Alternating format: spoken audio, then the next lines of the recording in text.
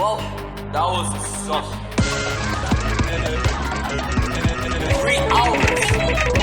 3 hours. Thanks for watching. Try some more.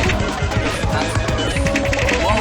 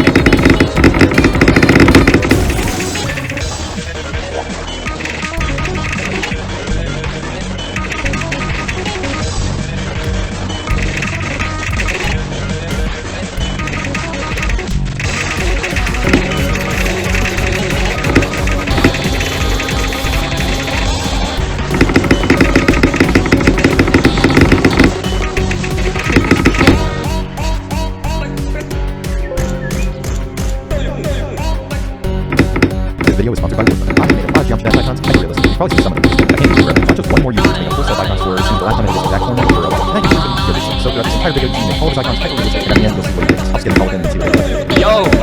Wait, that's me. You can go to the PR Photoshop and keeping it all files. First thing we do is design quality series.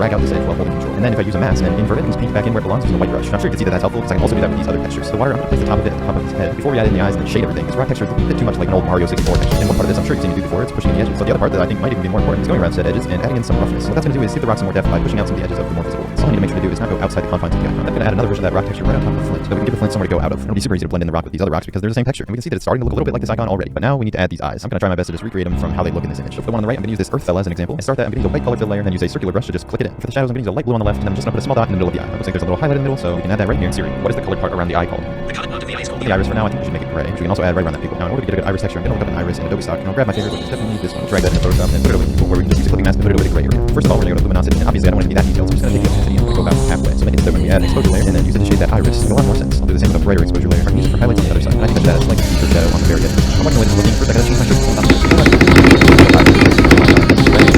I want to make that look like it's submerged under the water, but we do that after I add this thing.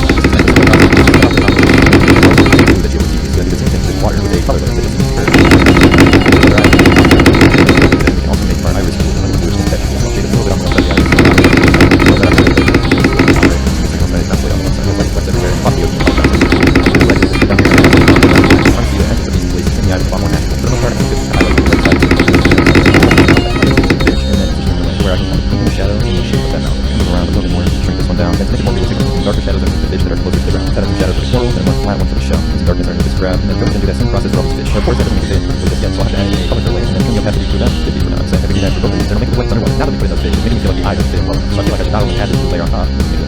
But I should also add some soap. Bring it up a lot and make sure I can the caustic water. Basically, it'll make it look like the sun shining down on the side.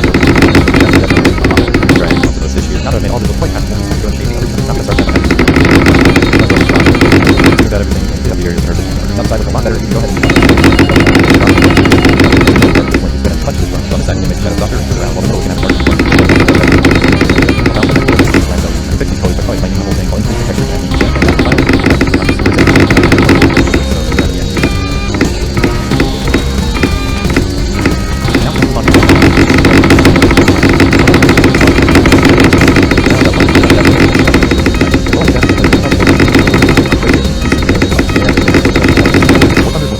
I've ever played, and as someone who's always making things hyper-realistic, I was especially impressed with how detailed and realistic the graphics are. In this game, there are over 2,500 tanks, planes, helicopters, and ships from